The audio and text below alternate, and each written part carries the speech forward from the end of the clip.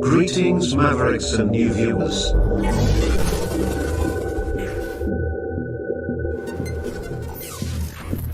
Tonight, direct and live from the Maverick News Network World Studios. This is Maverick News with Rick Walker.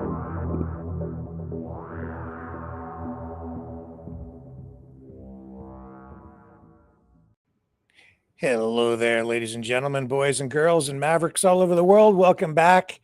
Big program tonight. Alligator Alcatraz. It's a real thing. It's not a joke. They're building it in Florida. Some people think it's funny. Others are applauding it, and others are really upset. It's all about immigration and deportations, and I think Trump's ongoing habit of just turning everything into something of a movie. We'll talk a little bit about that tonight, but we also have a special guest coming right up. David Wiley returns, military expert.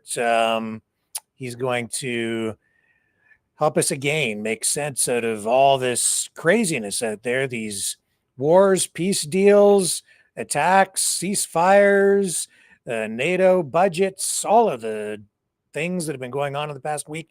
And I think what he's going to do is make us breathe a little bit easier, because it's looking a little bit more positive today than it was even just a few days ago.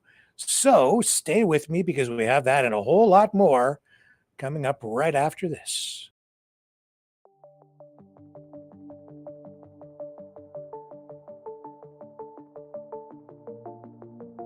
Greetings, brave Mavericks. Our quest for truth continues. We go beyond fake news. Together we expose propaganda. Together we pull others out of rabbit holes. We are maverick thinkers.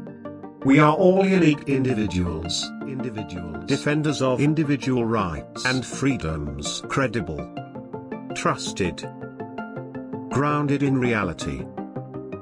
Maverick News.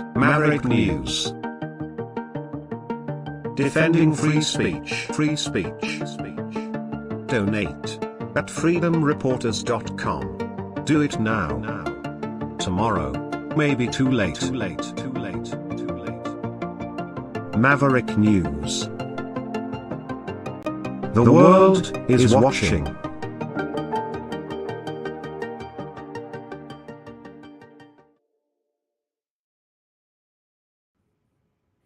Okay, I'm sure that he wasn't expecting this, but I'm going to bring David in right away. And there he is. Hello, sir. Welcome back to the program. Thank you for coming in tonight. Thank you, and good evening. Yes, and I'm sure that most of our viewers remember you, but we may have some new people watching tonight. So first of all, can I get you to introduce yourself and explain who you are? Yeah, my name is David Wiley. I formerly was a third-party politician down here in the United States, and my expertise for the last several years has been advocacy and teaching other people to advocate for themselves politically. Because politicians, we live in a democracy, and whether they want to or not, they listen to the people, but only if you're making yourself heard in a way that they pay attention. So, if we want things to change, people have to learn to make themselves properly heard. Yes, well, we have a lot of people who are in a position where they need to be heard, and that would be some people being scooped up by ICE. And I'm sure you weren't expecting this here tonight, but I have to start with this story because it's now going viral everywhere, and it's this Alligator Alcatraz story. You don't have to comment if you don't want to, because this is out of left field for you, I'm sure, David, but people have been phoning me about this. Rick, you have to look at this Alligator Alcatraz story. And I have to say, while some people are laughing, I'm kind of appalled, actually. Yeah. It's pretty sick and twisted, because they're literally building a prison at an old airfield that they're no longer using in the middle of the Everglades in Florida. So this is, I guess, a Trump administration thing. They've reached out to Ron Desantis Florida governor who's in support of this. He's helping Trump by building this thing.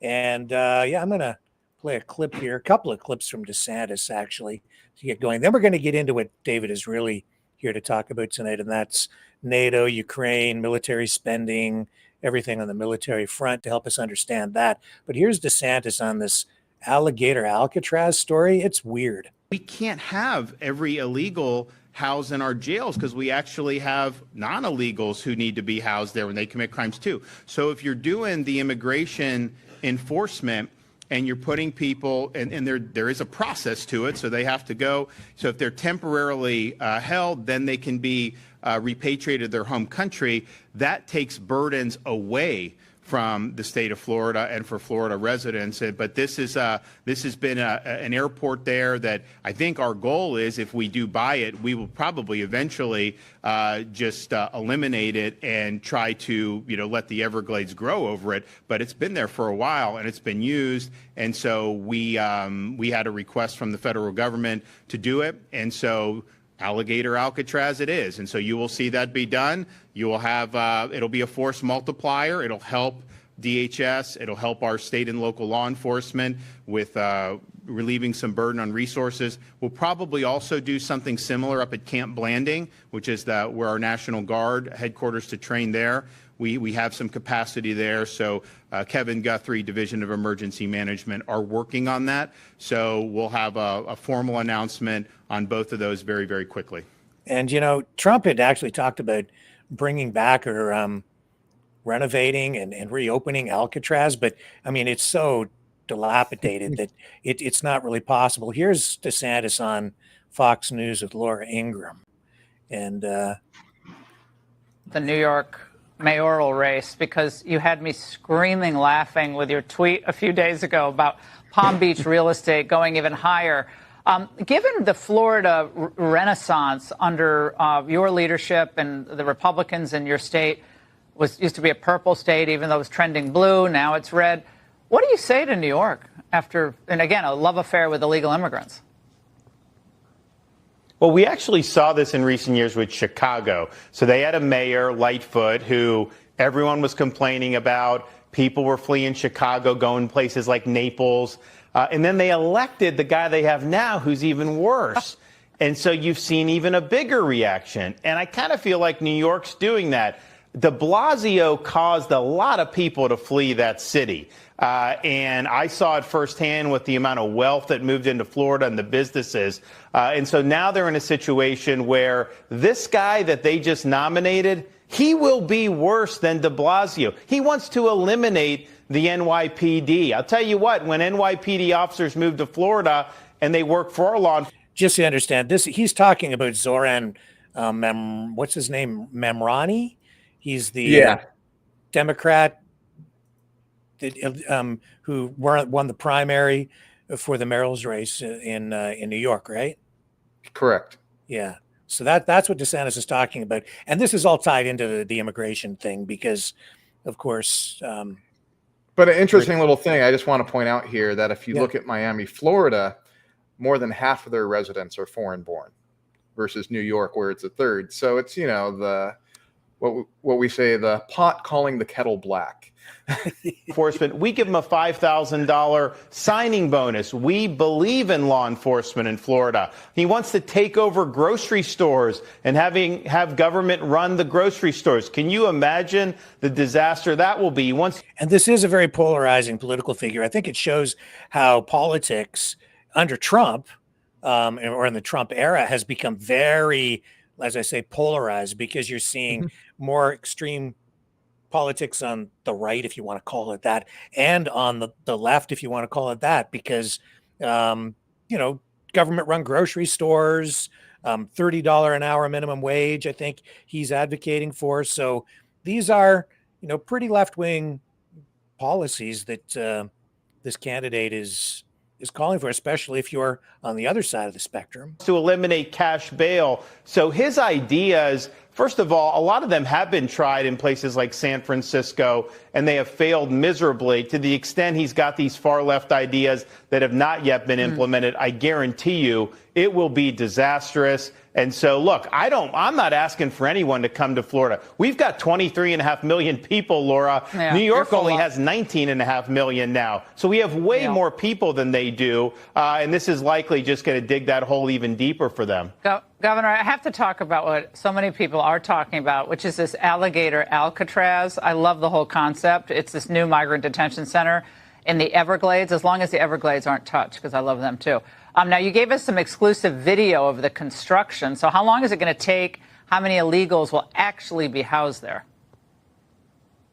Well, first, the reason why we're doing this is because we want to increase deportations. And what ICE has told us is that even though all my sheriffs and police are working constructively to apprehend illegals, they just need more space, because when you bring illegals in, they have to process them. There's a little bit of a process that goes into that. And so this is really a force multiplier where we'll be able to temporarily detain the illegals so that the federal government can deport them to their home countries. Now, we already have this airport and training facility that's been there for many, many years. It will have zero impact on Everglades. I've done more for Everglades restoration than any governor in history. But what it will do is it'll be secure. It will not be interfering with Floridians.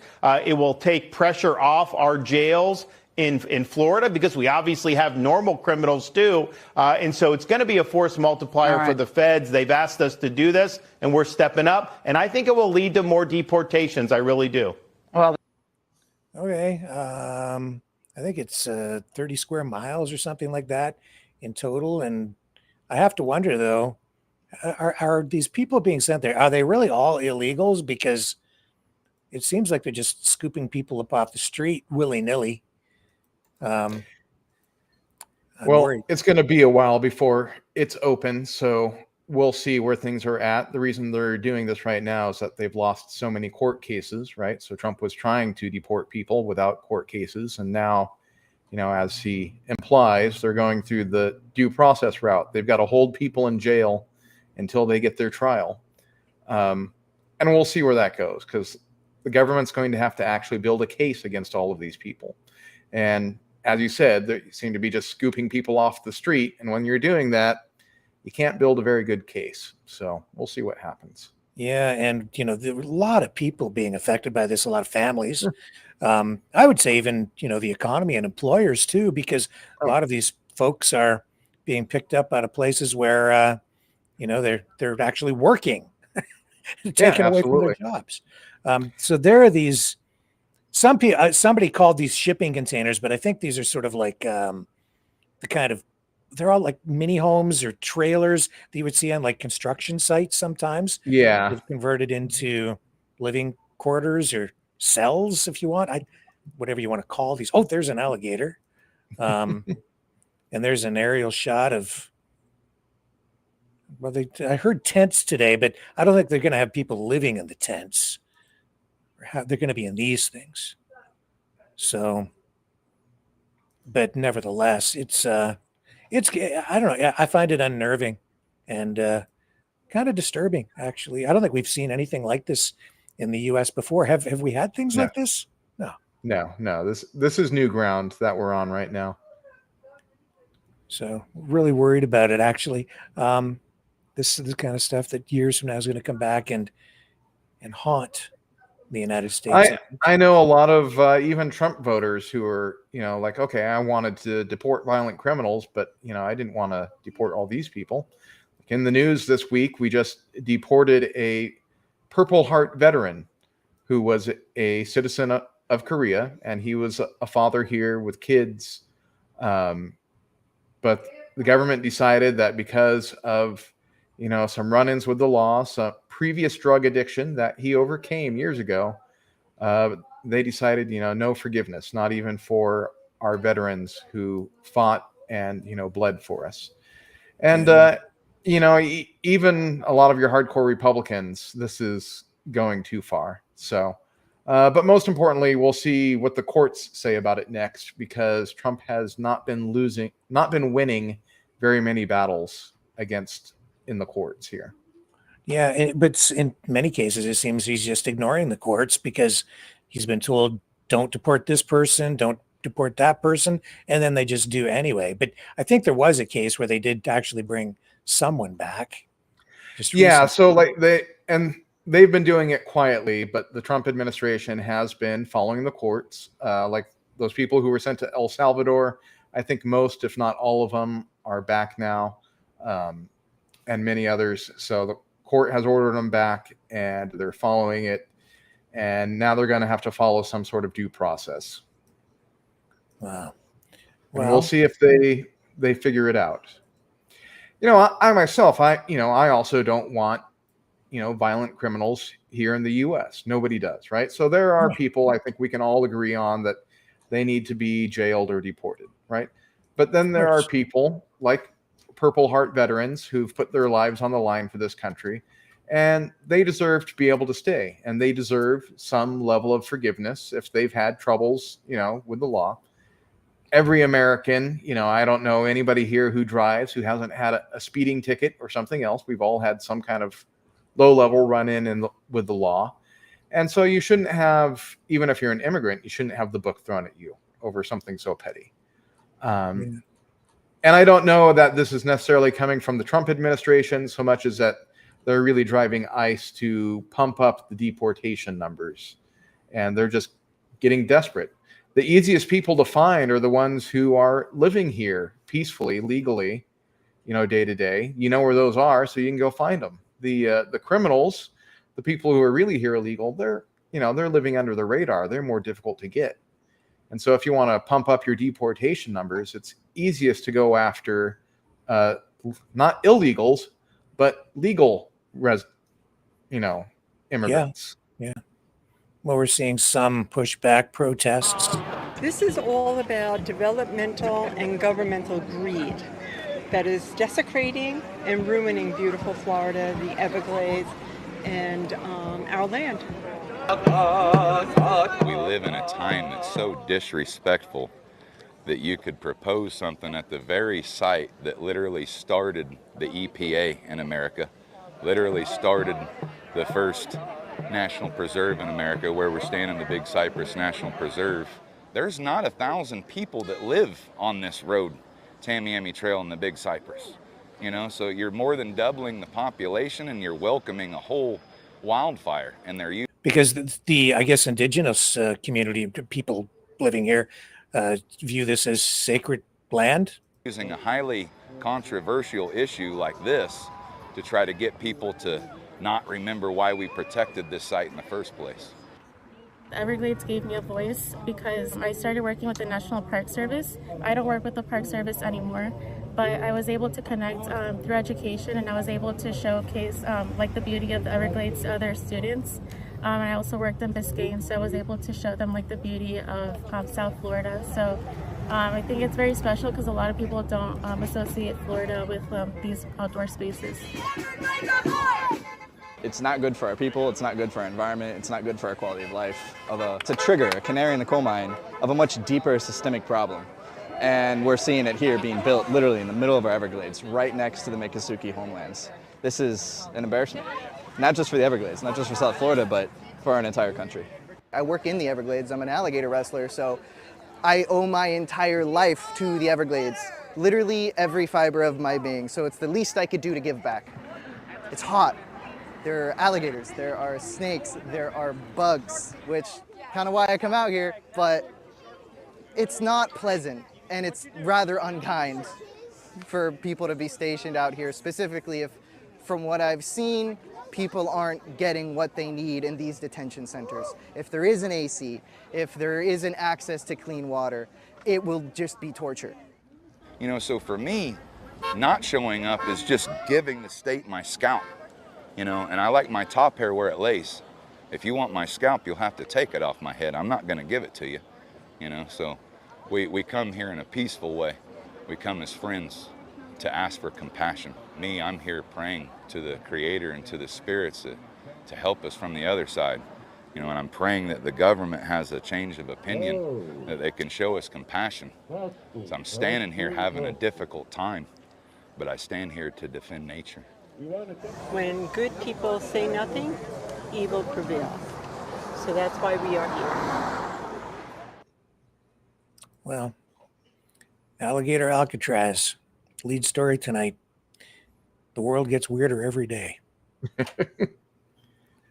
Yeah. Well, let's move on and talk about what you're really here to talk about tonight, which is, Ukraine, NATO, what's going on with, U.S. allies. There's been so much that has happened over the past week. I don't know where to begin. I would probably start with Iran, because that's really the first series of things that have really kind of changed everything. And don't get me wrong, that is really going to change the conflict between Russia and Ukraine, because now we are seeing a pivot. Israel finally had enough. Now Iran has been a state sponsor of terror, having Hezbollah and Hamas and others go after Israel. They've been working on nuclear weapons for a while, and Israel basically had enough, and they took it to Iran directly, right? So they attacked a bunch of their nuclear sites and so on. And Iran threw it right back at them. They launched missiles and other things and attacked Israel directly. And, there's a lot of arguments for and against whether it was the right time for the U.S. to get involved, but we did. And we showed strength that we have not really been showing so far with this Trump administration, right? We've been kind of letting Putin have his way. We've been letting others have his way. And finally, a red line was crossed, Trump's red line, and he struck back. So he, it was quick, it was over. We bombed some of their hardened sites and we're out. Whether or not that accomplished a lot, whether or not nuclear sites were destroyed, this has bigger ramifications in the world of international politics, because now Putin and Xi and other autocrats around the world are seeing that Trump is not going to just sit back his entire 4 years, right? That he is willing to wade in again and take the fight directly to, countries that are recognized as our enemy. And make no mistake, Iran has not been our friend, right? They were behind the bombing of U.S. Marines in Beirut. Up until 9/11, they were the number one terrorist killer of Americans. We have a long history there, but Iran has not got directly against the U.S. so much in the last several years. There are incidents, things happen, they test the water, and if we push back, they stop. And I think here, having shown them strength, willingness to act, I don't think the U.S. is going to get direct trouble from Iran now. But the bigger issue is that the Ayatollah and Putin, they're linked, right? And I think that behind the scenes, there was probably some kind of deal, expectation that, Putin wouldn't support the Ayatollah so much, and maybe Trump would let off the support for Ukraine. But that didn't happen. Putin's even threatened to give Iran direct nuclear weapons, right? And this is not being taken quietly. This is noticed, right? And then we have a NATO summit this week. And there are a lot of serious changes that went down here. It's not gotten nearly the play in the media and the press as it really kind of deserves, because this has been really kind of a pivotal moment. We are seeing Europe wake up. Europe has agreed, with the exception of Spain, who's all safe on the very southwest part of Europe. Europe is agreeing to rearm itself and take responsibility for its own security. They're not going to just rely on the U.S. But furthermore, Trump signaled that the U.S., far from backing off, is actually going to get more involved, right? Now he's talking about arming Ukraine. He's going to send Patriot missiles to Ukraine. We are going to do more. We are going to take this seriously. And Putin called Trump. Obviously, there's been some kind of efforts to calm things down, but from the sound of it, Trump is not calming down. He's still talking to Putin, but he's directly saying publicly that Putin is the problem, right? Putin's asked, what can I do to help with your problem here and there? And Trump is blatantly calling him out publicly, saying, no, you are the problem. Which right? is, We need that's peace. a change. Yes. And, it's really kind of underplayed, but this is a massive sea change. Also, we're seeing some changes in the administration. Tulsi Gabbard, she's still the director of national intelligence, but Putin's number one fan in the administration is nowhere to be seen or heard in the public media right now. And we're getting more voices that want to stand up for defense and peace, like Marco Rubio. We're seeing him talk more. We're seeing other voices that are talking about the U.S. standing up and asserting its strength and asserting our own red lines, which we very much need to have, right? And I know some people, they really want to say, our red lines should just be the national border. That's been tried again and again, and that is too late, right? Because we don't want there to be another Pearl Harbor before we get involved. We don't want war on American soil. We don't want to wait till then, right? We don't want to wait till China has taken over the entire Pacific and we are alone here in North America. We want, if there's going to be a fight, it should be over there. We should be arming Ukraine and defeating Russia without American troops before there has to be a deployment and massive involvement, right? Because we don't want to get there. It's not good for us. It's not good for Canada either, right? And Canada's stepping up. We've seen a lot of things. So Canada and Europe are talking about closer relations. There's even talk about Canada and the EU. That was kind of shocking and interesting to me. And while I don't think anything's going there directly, it definitely signals warmer relations, both on defense and trade. And, that's good for Europe. That's good for Canada.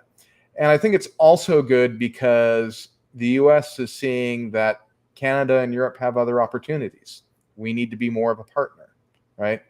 Yes, that's exactly right. And right. other countries need to be more of a partner for the U.S. So we're seeing that from Europe. Like, okay, they're going to do their part for their own defense now. They're not going to leave it all to the U.S. So countries are working it out. They're becoming on a more equal footing. And we don't know what happened at the summit between Trump and Zelensky, but they spent a lot of time talking to each other. They're talking more favorably of each other than they have since Trump took office. I think that was the meeting that Zelensky wanted to have with Trump at the G7 conference, but then he ended up leaving early. So then I think it happened at the NATO summit. Yeah, and I think it's better off because I think, Trump pulled out of there because of things that were going on with Iran. And he understands, many of the people around him understand that there is no separation between the Ayatollah and Putin, right? There's no daylight exists between the two. They are, as far as autocracy, they are together. You're not going to separate those two. So when he has to go against Iran, right, then we're going against Russia. We're bombing. We're saying that Iran can't have a nuke, and Putin's saying, oh, I'll just give them nukes, right? So the only way to deal with Iran as a global sponsor of terrorism, as wanting to terrorize the world with nuclear weapons, you have to deal with Russia as a global sponsor of terrorism and wanting to terrorize the world with nuclear weapons, right? So you have to deal with Iran's sponsor, and that's Russia. And the logical way to deal with them is not for the U.S. to get in a shooting war with Russia. It's for us to arm Ukraine. And I'm glad that there are seemingly very serious talks about that now. Yeah. And, Iran has been supplying Russia with a lot of drones. Yep. Right. So that's had a big impact on the Russia-Ukraine war. So where does that all sit now? It's been very interesting because for the last 6 months, I've listened to J.D. Vance, who's no fan of arming Ukraine, doesn't like Ukraine, refuses to even speak to Ukrainian Americans from his home state.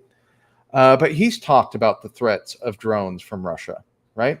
And where's that coming from? Well, Iran has given Russia that drone technology that they are now mass producing and re-exporting back to other countries like Iran. They're developing it further, going on. And the conflict in Ukraine, Russia's invasion, has shown us that the future of warfare is with drones, right? And right now, the U.S. is behind, right? If you are not on top of this drone warfare, then you are behind in the next conflict. And doesn't matter that we spend almost $1 trillion a year on our military. If we are not equipped for drone battle, then we are not equipped for war. Ukraine takes drones with explosives that are a few $1,000s, and they take out tanks that cost $1 million to produce. And even the U.S. tanks we've supplied, Russia's doing the same thing. So our huge, expensive equipment does not mean much in the face of this new form of warfare. And the only place to learn from it, to be prepared for the next conflict, is in Ukraine. And China is there doing that. Chinese military officers are embedded in the Russian military, and they are learning from this new form of warfare. And the biggest threat to world peace is not even Russia or Iran. It's if China decides to go to war. Because I've said it before on your program, day one, the first day of a Chinese invasion of Taiwan, whether it's successful or not, 10% of the global world economy dies as shipping becomes impossible in a naval war zone, right? And people have no clue the amount of devastation and economic fallout from that, let alone if there's a protracted war, things get worse, right? If it goes on to day 2 and 3 and so on. The U.S. must absolutely be prepared to ensure for our own sakes that does not happen, right? That's the conflict that we have to be prepared to stop. And to be prepared to stop that, we cannot get dragged into a fight in Ukraine, but also we cannot surrender Europe to Russia. So what we're seeing right now, Russia standing up, the U.S. being ready to materially supply Ukraine, those are the right steps. That is what is going to get us to a lasting world peace, to get Russia out of Ukraine, to get us back to all these countries seeking to be in the world place economically rather than militarily. Right. Information warfare is also, or propaganda, or whatever you want to call it, I think is one of the front lines in warfare right now. And I really took note of the way this thing in Iran developed. And I'm just going to give you a take that I have on this, and then you tell me if I'm way off base or imagining things. But I think there's a lot of political theater that has been played here, and you're seeing that in these drastically different perspectives and narratives that have come out of the bombing raid on Iran, where Trump and Hegseth come out and say that the targets were completely obliterated. Then you have some other people who are saying, no, that there's damage, it's degraded, but it isn't completely obliterated, set back maybe only months instead of years. And then today, Iran's supreme leader, Ayatollah Khamenei, comes out and declares victory for Iran. So this is completely the opposite. I'll run the clip and then make one more comment, and then I need your take on this. Says, I want to congratulate the great Iranian nation. First, congratulations on the victory. And he's talking about the attack on the U.S. base in Qatar. Over the fallacious Zionist regime.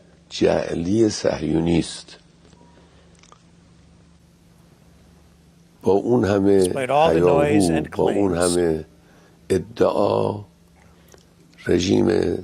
Zionist regime was almost crushed and crushed under the blows of the Islamic Republic. The American regime engaged in the war directly, convinced that its refusal, I missed that last part, in the war directly, convinced that its refusal to intervene would lead to the complete destruction of the Zionist regime. It entered the war in an effort to save that regime, but it gained nothing. So there's that, and then it's the way it's also kind of being played out. So Trump says originally this was a stealth operation that you couldn't see the B-2 bombers coming. They had no idea that they were going to be bombed. But then in a news conference, he says that he actually told them in advance that he was going to do this. So they knew it was coming. I don't know exactly how much warning was given, but he says they got warning. And then he says that Iran, and he said this about a previous attack too, that Iran called to tell the U.S. that they were going to launch the missiles against the military base in Qatar. And he said, okay, well, we're ready. Go ahead and launch them. And then they launched the missiles, and he said they shot most of them down. And so I think that there might be some actual truth to that. And it seems to me that it's like, we're going to do this so that we look good to our political base and supporters at home, so that we look good, right? And then you can launch your missiles, and it's like a deal that's made, but you launch and don't really hit anything, and we'll shoot down your missiles so it'll look like you retaliated. And then you can tell your people that you won. We'll tell our people that we won, and then everybody wins and we get peace. Am I crazy? No, you're not crazy. You're not too far off. I mean, none of these guys are trying to give us facts and information to make decisions. They're telling us what they want us to hear, right? And that's the nature of any political statement about conflict. And you have to consider who their audience is. Now, the Ayatollah, he's not talking to the Iranian people. He's not trying to say, oh, you survived this. He's talking to his proxies throughout South Asia, saying, hey, we weathered the U.S. We survived this. We're still in the fight. So don't run away to others. And Trump saying, hey, look, my strikes, they did great. I stopped the Ayatollah. And the truth is, it doesn't matter how successful the strikes were. They can't stop them, because tomorrow Russia could give Iran all the nukes they want, right? Whether Iran has nukes or not is entirely up to Russia. Russia can stop them. Russia's been the one giving them what they need to develop nuclear technology, selling it to them in exchange for drone weapons, or Russia can cut them out. It's entirely up to them. The only way to stop a nuclear-armed Iran is to stop Russia from arming them, right? Short of that, nothing's happening. That's the reality of it. Everything else is just kind of spin. The Ayatollah, his regime, it's not a democracy that he lives in. He's not trying to get the support of his people. He wants the support of anti-American, anti-Israel fighters, across the Middle East. He's trying to rally to that banner because he's the leader of a minority, and that's where he's trying to gain his support. Right. Yeah. And here's Hegseth. Well, run the clip. It's about highly enriched uranium. Do you have certainty that all the highly enriched uranium was inside the Fordo Mountain, or some of it, because there were satellite photos that showed more than a dozen trucks there 2 days in advance? Are you certain none of that highly enriched uranium was moved? Of course, we're watching every single aspect, but Jennifer, you've been about the worst, the one who misrepresents the most intentionally. What the president says. I'm familiar. About the ventilation shafts, on Saturday night. And in fact, I was the first to describe the B-2 bombers, the refueling, the entire mission with great accuracy. So I take issue with that. I appreciate you acknowledging You that have this was the issues. the most successful mission based on operational security that this department has done since you've been here, and I appreciate that. So Absolutely. we're looking at all aspects of intelligence and making sure we have a sense of what was where. It's I have to say that the whole attacking the media thing is really getting old with me.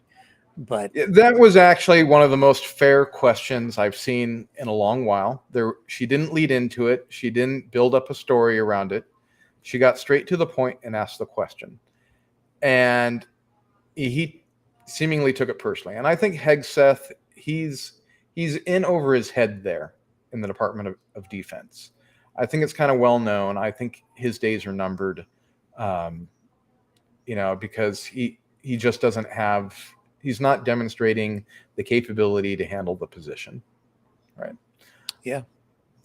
Although still a lot of good people around him, very competent people, and that is evident in the success of the mission, right? So give me your take on that. How sophisticated was this, and how successful do you think it really was?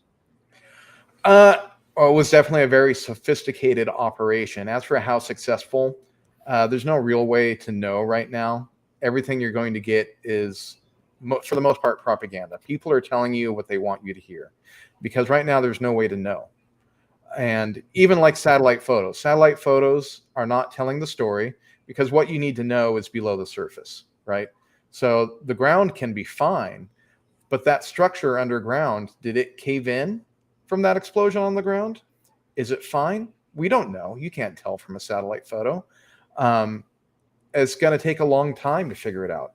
You're going to have to take radiation readings and other things, and nobody's going to know for a while. But they want you to believe something about it. They want you to believe it failed because, Iran and Russia, they're strong, or they want you to believe that it was successful because, America is great and strong.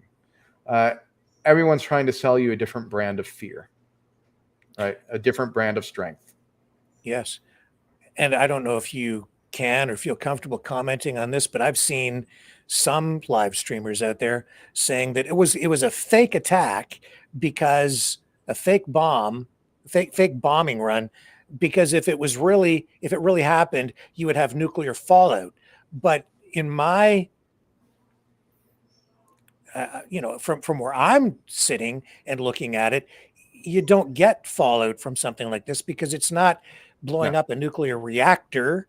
It's not like a power plant. So you're not getting a meltdown in a core, and all of this stuff was underground. So it's basically collapsed in on top of itself, and that's helping to contain anything that might be down there. Yeah. Is that pretty accurate? No, you're pretty accurate. Yeah, a lot of people think that this should be like in the movies, and it's not. It never is. There's no scenario for a nuclear explosion here, so there's nothing to immediately measure, right? There's a couple scenarios. So it can be that the bomb worked and it caved everything in and it's trapped there, and we're not going to get nuclear readings for a long while until it slowly leaks out. Or it can be that nothing happened and you're not ever really going to get nuclear readings because there is no nuclear material to leak out. But either way, it pretty well looks the same. So we're not going to know for a long while.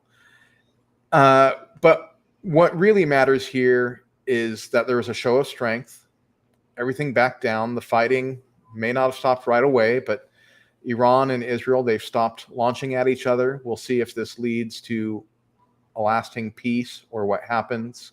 I have my doubts, but Iran's going to lick its wounds.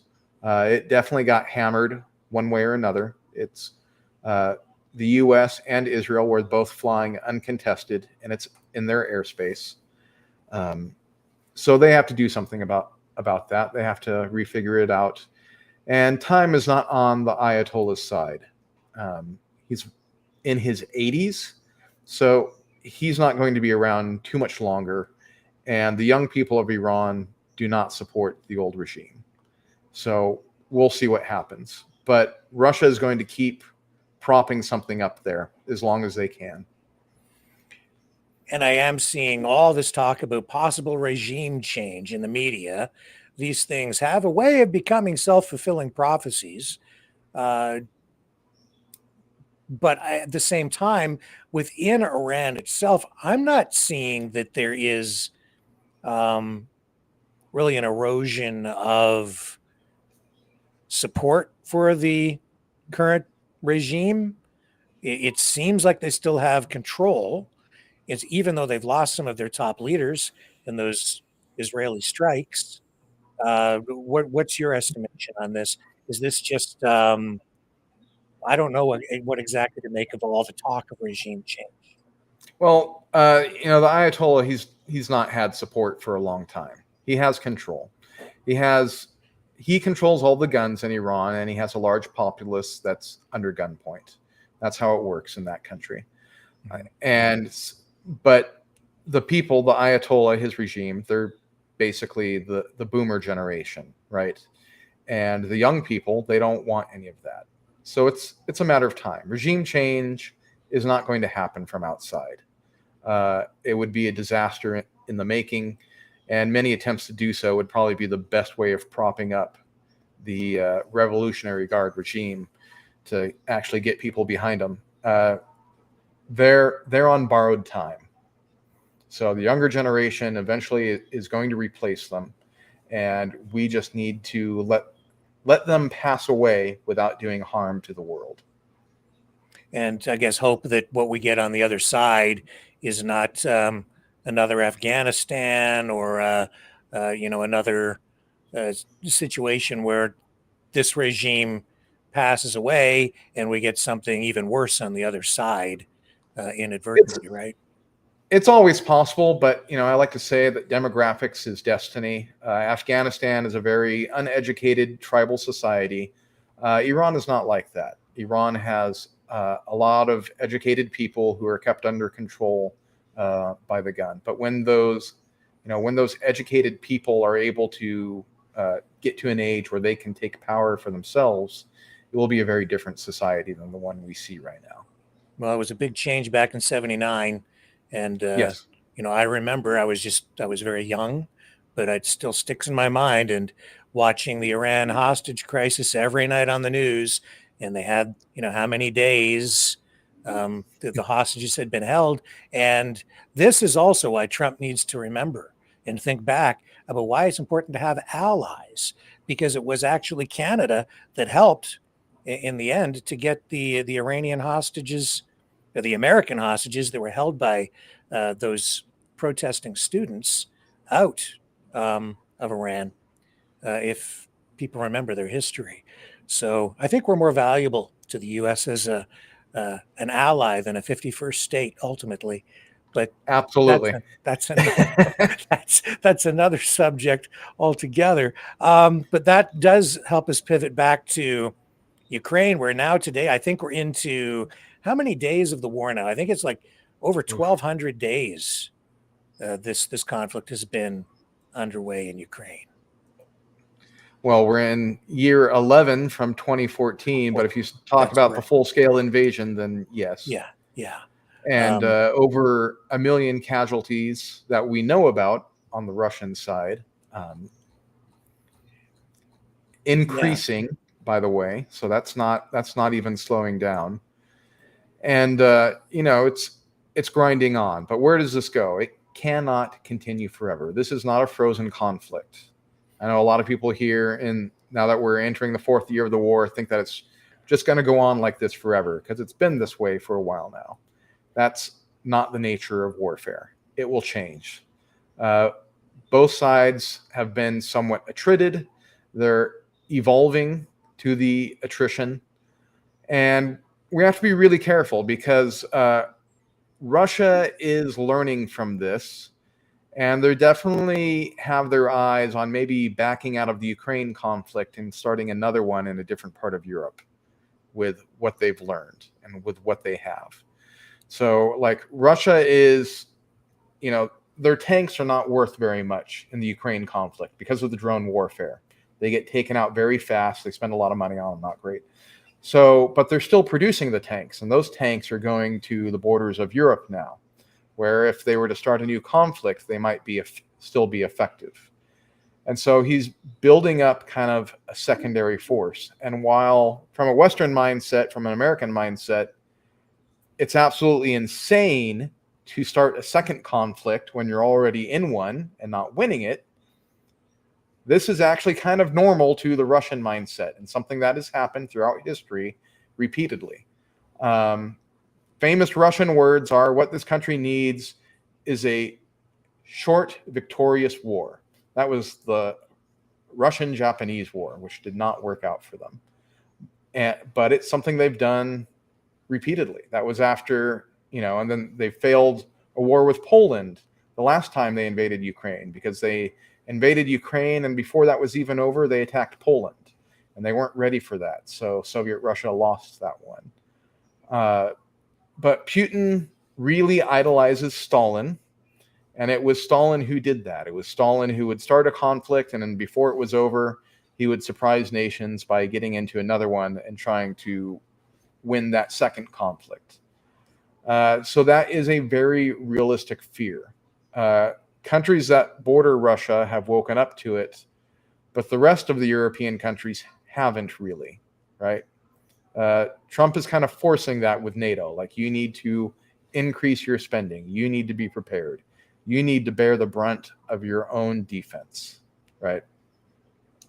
And that is the right thing. We are seeing smarter heads prevail.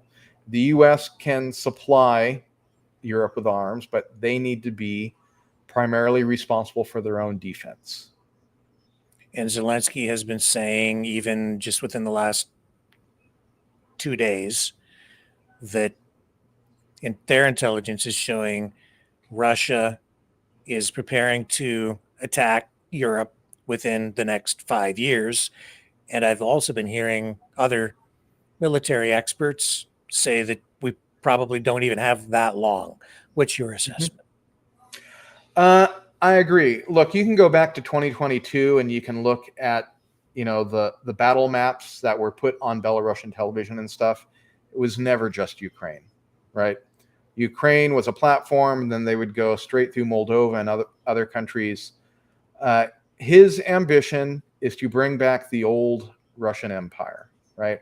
That means taking the Baltics. That means going to Finland. That means stopping Germany and Britain and other countries as being regional powers. Putin and the oligarchs, they want all of Europe. That's it.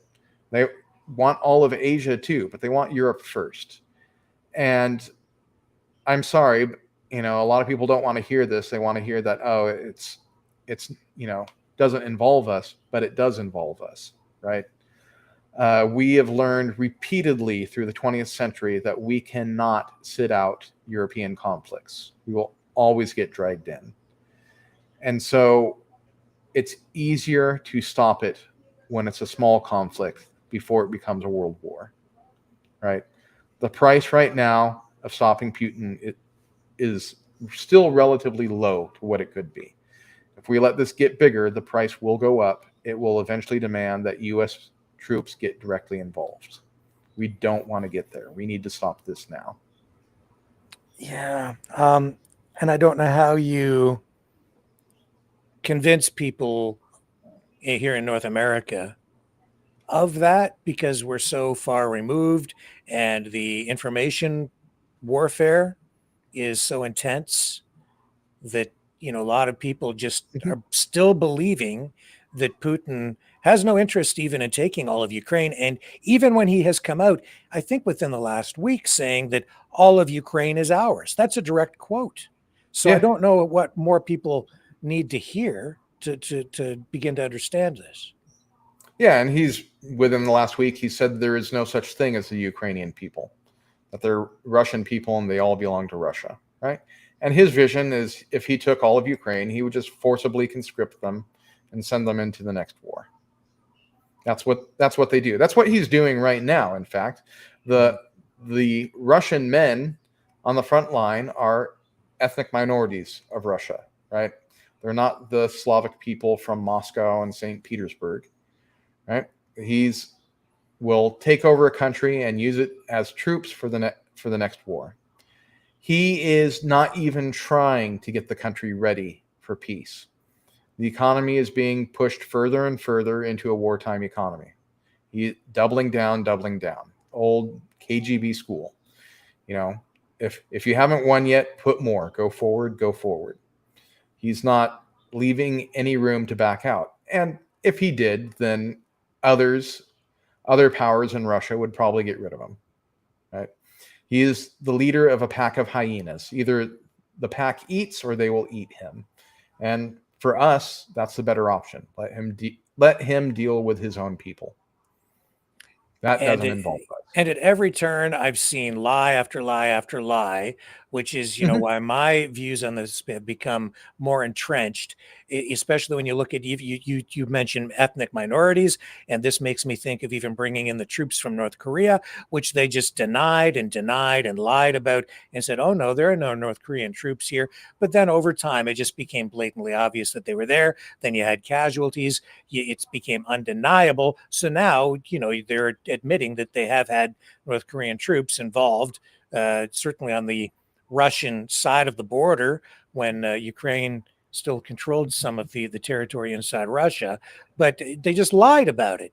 And people were like, oh, no, that's not true at all. They were believing it, but it's just blatantly obvious, and they've admitted it now. Yeah, we live in a dangerous time for information warfare. I'm especially concerned about the development of these AIs that China and Russia is working on to make it easy to fake events. Now, Iran tried. I think everybody saw their AI fake of the shot down F-35 where the nothing was to scale, right? But that's just a test run. It's getting better. And pretty soon, China and Russia are going to flood the internet with so much fake information that the whole idea isn't even that necessarily that you're seeing the lies and knowing. It's just that you'll no longer be able to figure out what's real, right? To make you doubt everything. That's the point. You don't even need to fall for the lie. You need to doubt the truth. We're kind of there. I think. Are. Yeah. And it's scaring me. Because we as a society have to figure out how to deal with being inundated with bad information, right? It is information warfare. Everything is getting flooded with lies and propaganda. We've all dealt with the propaganda from our own countries enough. I'm not going to deny that's real, right? There's such a thing as American propaganda. There's such a thing as propaganda that comes from the Canadian government. Mm-hmm. Absolutely. But we are children at it in comparison. That is how these autocrats in Russia and China survive, is by lying to their people and everyone else continuously. The KGB, which Putin is from, they are masters at it. Lying, flooding everything with lies. And if they're caught in one lie, they give you 100 more. They never tell the truth, right? That is their whole thing. The U.S., if pressured, we have courts of law that you have to follow. There are elections that fall out. So you get lies mixed with truth, right? But yes, eventually we trust that here, eventually the truth comes out. That's not true over there. The truth can stay buried forever if you just put enough people under the ground. Yeah, and I don't know how you deal with it, because as soon as you try to come up with some sort of solution, the accusations of censorship start to fly. So we have to find a way forward on it, because I just know there's no freedom in living a lie. And if you don't know what reality is anymore, you're just living inside a lie. What a distortion life has become. I don't know where this ends. One thing that is very real is the price of gasoline. I noticed today, which was up here, not a lot, 29, 31, 2, about 5 cents a liter higher than it was just a few days ago. This very likely because of the conflict over in the Middle East and the instability there. And would you say that is likely to benefit Russia because of higher oil prices? I mean, higher oil prices definitely benefit Russia, right? But it's not benefiting Iran right now. So we'll see in that alliance how that plays out. So on one side, it helps them. On one side, it doesn't. And on the other side, it's going to be temporary, right? This conflict is over. As soon as it's over, prices go back down and Russia loses that benefit. Right. Long term, keeping the price, the US and Canada working together could really drop the price of oil. I think most people don't realize how much the US and Canada have increased production of oil products, right? Both raw and refined. That we are now supplying Europe as the replacement for liquid natural gas instead of Russia. Mm-hmm. Great for us, and we need to continue. And I know even like a lot of pro-environment supporters want us to stop, but let me tell you, Russia is not an environmental alternative to supplying natural gas, right? Not at all. Far worse. So this is actually better for the environment in the long run as well. Yeah. And speaking of revenue, what do you make of these new commitments from NATO countries to increase military spending to ultimately 5% of GDP? And is It's it a good enough? And is start. it fast enough? Some countries, Estonia, Poland, they're pretty much already there. The others need to get there, and hopefully they will. We've heard these kinds of promises from Europe before, and they fell through. But I think with the threats that are going on from Russia right now, I'm hoping that most of them will follow through on it. We have some countries over there, France, the UK, they're not doing great economically right now. So they're not going to want to really meet these commitments because of the other prices they're going to have to pay. But hopefully they do. Particularly for France, this represents, not just an economic problem, but also an opportunity. France developed their alternate NATO command structure. They've been ready for it. So if Trump ever did make good on his threat to pull out of NATO, France could be ready to take that over, right? Good for France. They can be the new guarantor of Europe. And that's not necessarily a problem for the US or Canada either. We're seeing improving relations between Canada and Europe, and that's great for both. Trade benefits both. In the end, with all of Trump's threats against Canada, Canada may be the winner because you're breaking down all these trade barriers you erected within Canada and between Canada and other countries in order to favor the U.S. And notably today, Bill C-5 today passed in the Senate, which is the new legislation that gives new powers to the federal government to sort of get around some of the obstacles for major infrastructure development like pipelines, things of that nature. So that's in place now. So we'll see how that plays out. But yes, David, that's a major development for Canada. And that honestly is because of Donald Trump and his rhetoric. So that's a positive thing for us. Yeah, Canada is, bad for the U.S. You're reducing your dependency on us. But, good for you. And in the future, I think a stronger Canada is not bad for the U.S. anyways, to be honest. And I think ultimately we will continue to be a strong partner and continue to expand trade with the U.S. I think we'll just do more with Europe and ultimately more with the U.S. and we'll all end up stronger in the end. This is, economically, this is a bump in the road. We're going to get over this because it's in our best interests for both countries to have strong economic ties. One of the great accomplishments, silent accomplishments that we don't celebrate and take for granted, the U.S. and Canada have long shared the largest demilitarized border in the world, right? We just take that for granted. But most national borders are not demilitarized across the world. Militaries have guns at the ready, pointed at the other nation. We don't have that. That's great. And we need to not take that for granted. Although I have to say, I am a little concerned about this, which I'm seeing. And this is true. And again, this is out of left field sort of for you. I know you probably weren't expecting this. U.S. Air Force intelligence aircraft have now entered Mexican airspace following a historic agreement aimed at combating the cartels. It's on. So there's an increasing presence. More U.S. military troops have been moved to the border with Mexico, and now it looks like some assets have been moved into Mexico to target drug cartels, which in previous administrations on the U.S. side, this has been viewed more as a something that needs to be addressed through policing, not through military action. So this is also unprecedented.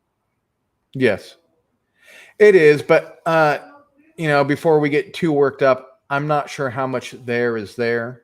I think this may just be kind of the equivalent of a military parade, all for show, little of substance. It would be a major disaster for the U.S. military to start bombing or attacking any part of Mexico. And as far as military cooperation, we have quietly long had it. The U.S. Special Forces have been working in Mexico for years, helping to train and go after cartels. And the cartels, most Americans don't realize just how sophisticated the cartels, which, they're not really Mexican cartels, they're more Colombian and other Central American countries that are running through Mexico. But they're very sophisticated. They have military equipment of their own. They have drones. They have armored personnel carriers. They have machine guns, right? They are equipped and ready for low-scale warfare. And it would be a disaster to have a war on our border. Those cartels are here in the U.S. as well, and we do not want, those types of battles down the street. There would be no way of stopping it. So I hope this is just for show. Let's not escalate. We need to remove the violence, not increase it. Yeah. So sorry to throw a curveball at you like that. It's just, I had it queued up to talk about tonight, and there it is. Talking about the border, but just back to Ukraine, where we've seen attempts to get an unconditional ceasefire. Zelensky offering that, showing again that he is willing to look at some sort of ceasefire or peace deal, and Putin seems to just be playing games at every turn. So is there any prospect out there, any realistic path at this point to any kind of ceasefire or peace? Yes, there is. And that realistic path is victory. I think Trump is realizing that he has been strung along this entire time by Putin, right? Putin's been talking to him and telling him what he wants to hear. But Putin isn't interested in peace. Peace has always been possible for Putin. All he has to do is withdraw his troops. He could give that order today if he wants. He doesn't want to. He wants to be a conqueror. He wants to have an empire. And we have to deny that for our own sakes. And the answer right now is relatively cheap. We need to arm Ukraine. This does not mean spending hundreds of billions, right? This means partnership with Ukraine to develop the next generation of military technology and produce it. And this would mean giving them a lot of our old stuff. So one of the things Trump has already done is he's opened up some of our aircraft boneyards and sent F-16 parts to Ukraine. And we need to do a lot more of that. We have all kinds of old military equipment sitting there gathering rust, and it is still useful.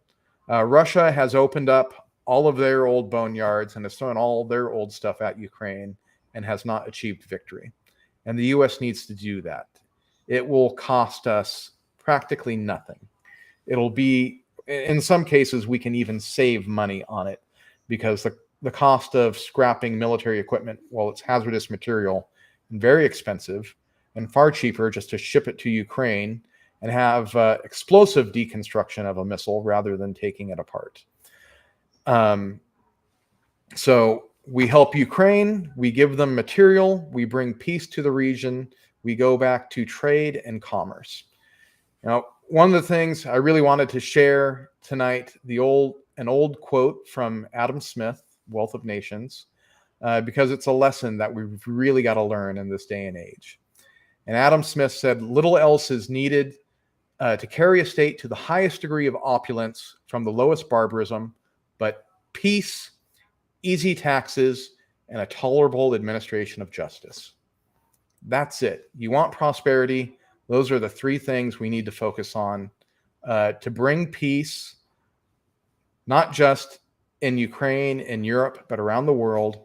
We've got to arm Ukraine to defeat Russia. They are in the fight. They will stop Russia. A defeated Russia will deter China and all these little proxy terrorist states that Russia is arming, and we will have peace. People will turn to trade instead of warfare. Then we can bring down our defense budgets, lower those taxes, and focus on justice within our own countries. That, to me, that's the pathway. That's what we have to do. The alternative is ugly.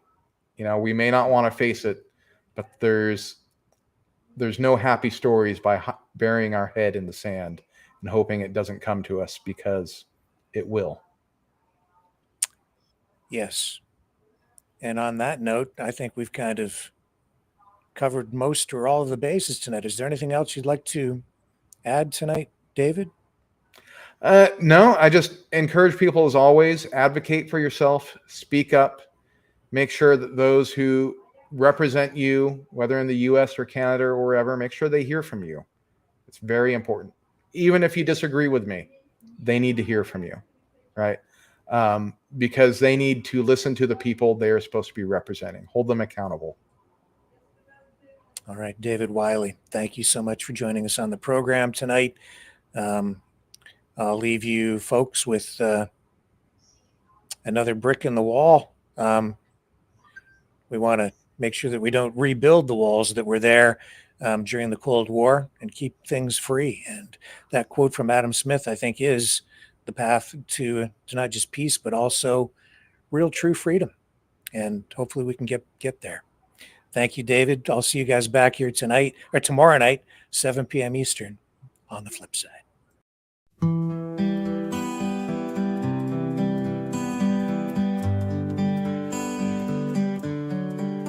We watched the old wall crumble, we heard the freedom's call, but now it's rising higher under Putin's shadowed thrall.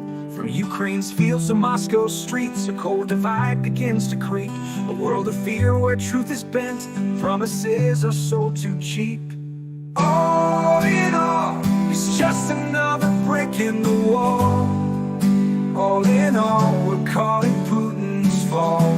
We don't need their blind instruction, we've seen the lies unfold. All in all, it's just another brick in the wall. He speaks of glory of days long past, where all would kneel before his cast. With tanks and threats he stakes his claim, while silencing those who dare to blame. Propaganda clouds the mind, we don't need no education, blind to the bloodshed and the strife, where Putin's dreams cut deep like knives. Can't you hear the children cry? Can't you see the tanks roll by? In Putin's world where truth is broken, we're just pawns in the lies unspoken. A wall of fear, a wall of light, where freedom fades into the night. We stand upon the edge once more as Cold War ghosts return to life. They tell us not to question, to walk in shadowed lines. But we've seen the fall, we felt the cold, we know the weight of all their crimes. Ukraine's cries, a world denied, a broken bridge that's left behind. In Putin's quest for power's throne, they're building walls we can't condone. All in all, it's just another brick in the wall. All in all, we're trapped within his thrall. We don't need their false direction, we see through the stories they've sold. All in all, it's just another brick in the wall. So if we rise, if we resist, we break the walls they built like fists. For in our hearts where hope is strong, there's strength to fight against the wrong. But if we fall, if we concede, remember what the future needs. All in all, it's just another brick in the wall.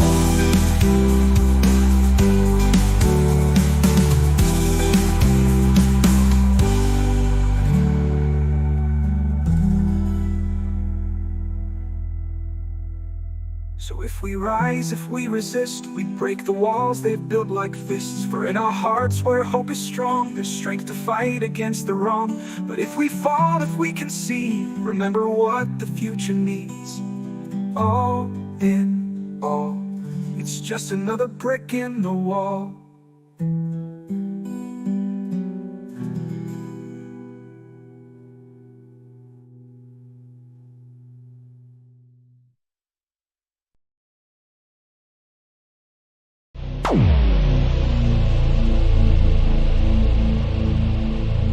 This has been a Maverick Multimedia production.